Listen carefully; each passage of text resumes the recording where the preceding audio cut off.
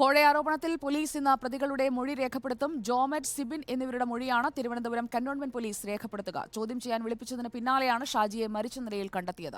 അതിനിടെ കോഴ ആരോപണം നേരിട്ട 2 നൃത്ത പരിശീലകർ ഹൈക്കോടതിയിൽ മുൻകൂർ ജാമ്യം തേടി.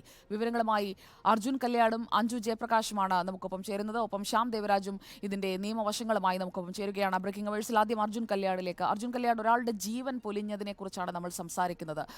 മകൻ തെറ്റൊന്നും ചെയ്തിട്ടില്ല എന്ന കുടുംബം പറയുന്ന ഒരമ്മയുടെ സങ്കടത്തോടു കൂടിയുള്ള വാക്കുകൾ നമ്മൾ കേട്ട് കഴിഞ്ഞു.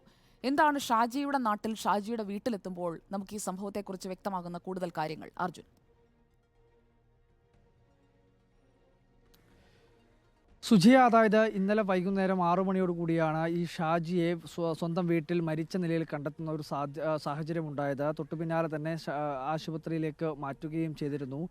ഈ ഘട്ടത്തിൽ ഈ കുടുംബം പറയുന്നത് കൃത്യമായ രീതിയിൽ ഇതിനു പിന്നിൽ മറ്റൊരു തരത്തിലുള്ള ഇടപെടൽ ഉണ്ടായിട്ടുണ്ട്, ഷാജിയെ കൃത്യമായ രീതിയിൽ കുടുക്കിയതാണ് എന്നുള്ള ആരോപണമാണ് കുടുംബം ഉയർത്തുന്നത്.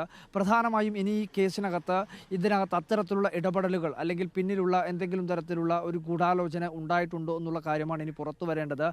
ഈ കുടുംബം പ്രധാനമായും പറയേണ്ടത് 35 വർഷത്തിലധികമായി ഈ കലാരംഗത്തും അതുപോലെ തന്നെ ജഡ്ജ്മെന്റ് രംഗത്തും നൃത്ത അധ്യാപകനായിട്ടുമുള്ള ജോലി ചെയ്തുകൊണ്ടിരിക്കുകയാണ്. പക്ഷേ ആ ഘട്ടത്തിൽ ഇത്തരത്തിലുള്ള കൈക്കൂലി വാങ്ങുകയോ അല്ലെങ്കിൽ സ്വന്തം സമ്പാദ്യം വർദ്ധിപ്പിക്കാനുള്ള നടപടിയോ ഇദ്ദേഹത്തിൻ്റെ ഭാഗത്തുനിന്ന് ഉണ്ടായിട്ടില്ല. അത്തരത്തിൽ നടപടികൾ ഉണ്ടായിട്ടുണ്ടെങ്കിൽ സ്വന്തം വീടെങ്കിലും ഒന്ന് പുതുക്കി പണിയാനുള്ള ഒരു ഇടപെടൽ ഉണ്ടാവുമായിരുന്നു. അല്ലെങ്കിൽ അത്തരത്തിൽ സ്വന്തം സമ്പാദ്യം വർദ്ധിപ്പിച്ചുകൊണ്ട് വീടും പരിസരവും ഒന്ന് കൃത്യമായ രീതിയിൽ, പക്ഷേ അത്രത്തോളം ഒരു ഇടപെടലും അല്ലെങ്കിൽ അത്തരത്തിലുള്ള ഒരു കാര്യവും ഇതിൻ്റെ ഭാഗമായിട്ട് ഉണ്ടായിട്ടില്ല. സമ്പാദ്യം പോലും വളരെ കുറവായിട്ടുള്ള ഒരു വ്യക്തിയായിരുന്നു ഈ ഷാജി എന്നുള്ളതാണ് കുടുംബം, അതായത് സഹോദരൻ തന്നെ അനിൽകുമാർ വ്യക്തമാക്കിയിരിക്കുന്നത്. എന്തായാലും പ്രാഥമികമായി നമ്മൾ കാണുമ്പോൾ വീടും അത്തരത്തിലുള്ള ഒരു സാധാരണ രീതിയിൽ പഴയ ഒരു വീട് തന്നെയായിട്ടാണ് ഉള്ളത്. അപ്പോൾ അത്തരത്തിലുള്ള കാര്യമാണ് കുടുംബവും പ്രധാനമായി ചൂണ്ടിക്കാണുന്നത്. പക്ഷേ ഇതിൽ പ്രധാനമായും കുടുംബം ഉന്നയിക്കുന്ന ഒരു കാര്യം, ഇതിൻ്റെ പിന്നിൽ ഈ ഷാജിയെ കുടുക്കിയതാണ്, അതിന് പിന്നിൽ ആരാണ്, ഇനി ഇതാണ് കൃത്യമായ രീതിയിൽ അന്വേഷണം നടക്കേണ്ടത്. എന്തായാലും ഇന്ന് കന്റോൺമെൻറ്റ് പോലീസ് സ്റ്റേഷനിൽ ഹാജരാകാനിരിക്കെ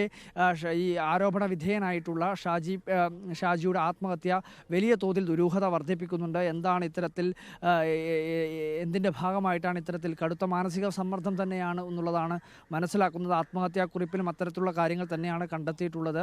താൻ നിരപരാധിയാണ്, താൻ ഒരു രൂപ പോലും കൈക്കൂലിയായോ കോഴയായോ കൈപ്പറ്റിയിട്ടില്ല എന്നുള്ള കാര്യമാണ് ഈ ഷാജി വ്യക്തമാക്കുകയും ചെയ്യുന്നത്. അല്പസമയം മുമ്പ് KPCC അധ്യക്ഷനും കണ്ണൂർ ലോക്സഭാ മണ്ഡലത്തിലെ UDF സ്ഥാനാർത്ഥിയുമായിട്ടുള്ള K. സുധാകരൻ ഈ വീട് സന്ദർശിക്കുകയും അതിനുശേഷം അദ്ദേഹത്തിൻ്റെ പ്രതികരണം നടത്തുകയും ചെയ്തിരുന്നു. SFI ആണ് ഇത്തരത്തിലൊരു ഈ ഒരു മരണത്തിന് കാരണമാക്കിയത്. SFI നടത്തിയിട്ടുള്ള ഒരു കിരാതമായ കൊലപാതകമാണ് എന്നുള്ള പ്രതികരണമാണ് അദ്ദേഹം നടത്തിയിട്ടുള്ളത്. കൃത്യമായ രീതിയിൽ അന്വേഷണം നടക്കേണ്ടതുണ്ട്.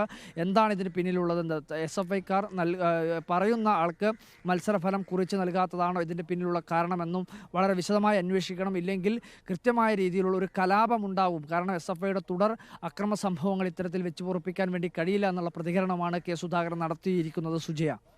ഓക്കെ അർജുൻ, നമുക്ക് ഇനി മൊഴിയെടുക്കലടക്കമുള്ള കാര്യങ്ങളിലെ വിവരങ്ങളാണ് അറിയേണ്ടത്.